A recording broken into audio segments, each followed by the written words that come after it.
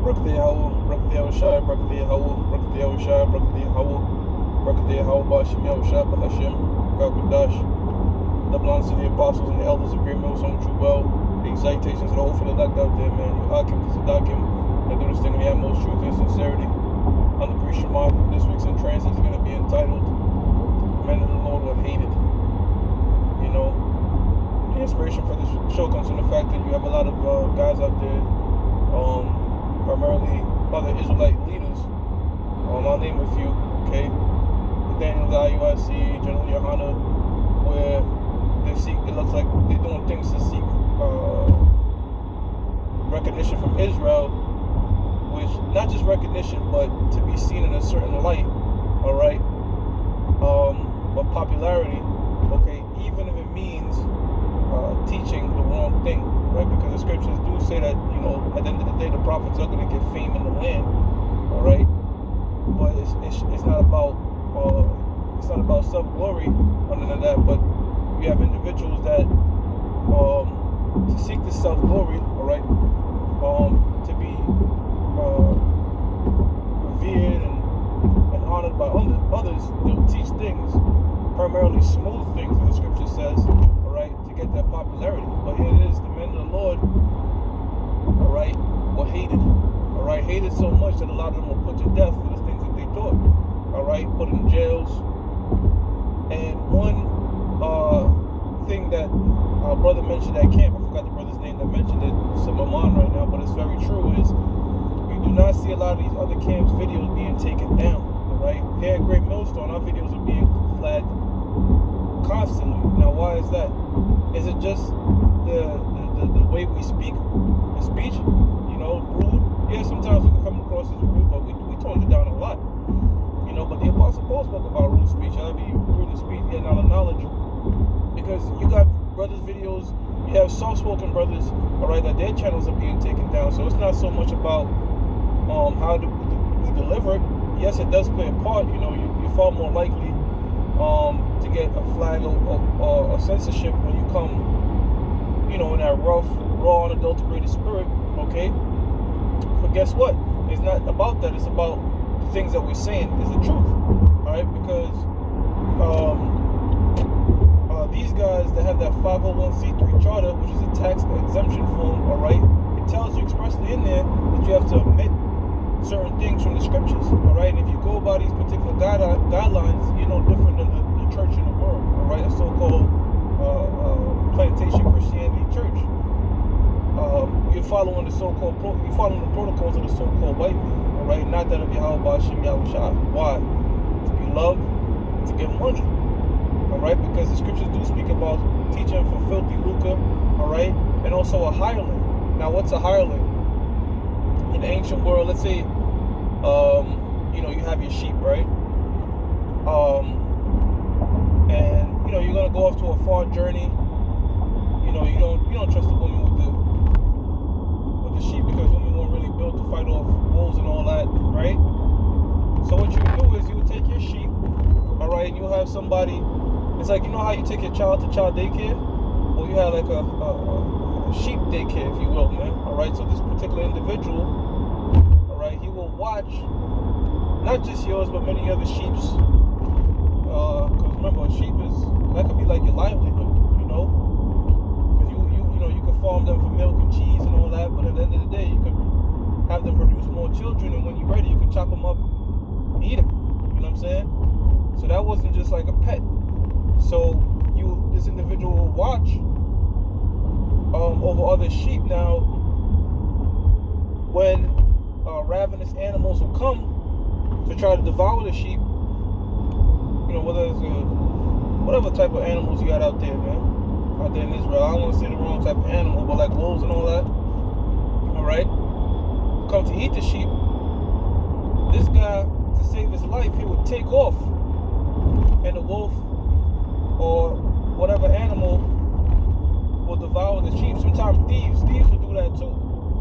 You know, what a thief will do is create a distraction to the shepherd, all right? Maybe start a fire or something like that to get the shepherd alerted away from the sheep, and then he'll hop over the fence and just start slicing the sheep's throat. Man, quick, slicing their throat up. Start killing off all your flock. And then the other homie comes in and just start robbing. So that's one thing they would do. But the shepherd, he'll lay his life down to protect his sheep. But a hireling, one that was doing it for hire, okay, all right, he'll break out just to try to protect his life. So that's these guys, all right. When it comes to the sheep of Yahweh Shem Yahushua, the flock of Yahweh Shem Yahushua, all right, the ones that are learning these things, all right, they do it for a hire. They do it for money, not for sincerity, not for the love of the sheep, not for because they care about this particular animal, or the animal representing those that are learning. All right, they doing it for a bag. Yahushua warned about that, man. That's the big difference. That's the motivation behind these guys, for a bag and popularity. But truly, Jeremiah 28:8, tells us that the prophets that have been before me and before thee have all prophesied against great kingdoms in many countries. Now,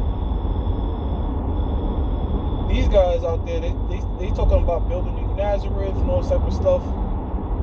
All right, speaking about the prolonging of this place, but yet they want to liken themselves onto the prophets of old. Now, the reason a lot of people, big up Jeremiah and Isaiah and the prophets in the Bible, all right, is because they were right in hindsight, But at the present moment in time, it wasn't seen that way. Very similar to our apostles now.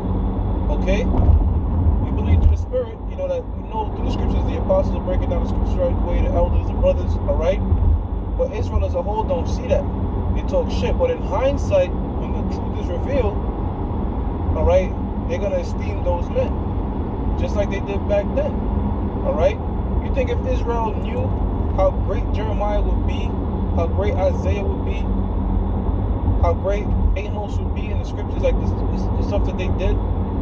All the years Noah, all the years they were prophesying that these men's name would be in the books forever and ever, they would consider it. But at the present time being, they looked as nothing.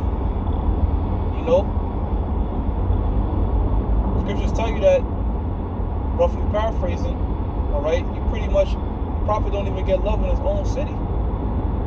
A lot of these guys have quoted stuff like, how could John the Baptist be Elijah?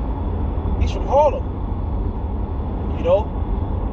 So they want to go to somebody, like, if you're not above or super above in terms of in this world, Jake will kind of put you to the side. Because as the scripture says, when the rich man speak, everybody listen. But when the poor man speak, they put it to the side. So, with that analogy, well, look what the scripture says. No good thing came. The Jakes are saying, what good came out of Galilee? All right. Galilee was like, that's like somebody saying, you from Marcy Projects? How you a prophet? What good came out of the projects? Pretty much. You had them Jakes out there that was speaking Hebrew, was like, kind of like a slang, not perfect. Prime example being Peter. That's how they picked it up, because they didn't speak it that. When you go into the history of the time, not every Jake spoke Hebrew very fluently, if you will, all right. They had that, bro. Just like how you have Jakes today, brothers in the South, they have that heavy accent, the slang and all that. I mean, probably to us, we have the accent to them, but we don't speak English very like an Ivy League professor per se. Some brothers might not, but for the most part, we just bring this out simple and plain. So others might look at that and say, this guy didn't get no college degree. This guy's not studious. Why we gotta listen to him? And as you can see, the reason history repeats itself, as Amon Gabal was saying, the priest Amon Gabal was saying, is because it's the same people coming back with the same mindset, the same ideas. It's like history repeats itself. So the same thing that I spoke about that happened back then in the ancient times, they looking down on the prophet, not liking them and all that. It's the same thing that's happening now. So you should really rejoice when others hate you, talk slander and all that, unjustly, of course. Okay, because you're doing the things the prophets of old did. You had Israelite men that beat up the apostles, talking about in the ancient time, all right, for teaching in the name of Yahweh Shah. And what they do today, they clown us for teaching the name of Yahweh Shah, call us moron camp. But hey, look, when the scripture says you are fools for Yahweh Shah, you go into the Greek, the word there is moros, which is where the word moron comes from, man. So hey, fuck it, we be a moron for Yahweh Shah, we be a fool for Yahweh Shah, but you guys are fools for Esau. So that's the difference, man. Taking a 501c3 tax exemption form, man, to admit certain things from the scriptures. So if you're catching hell from your family, all right, which I'll say something about that too.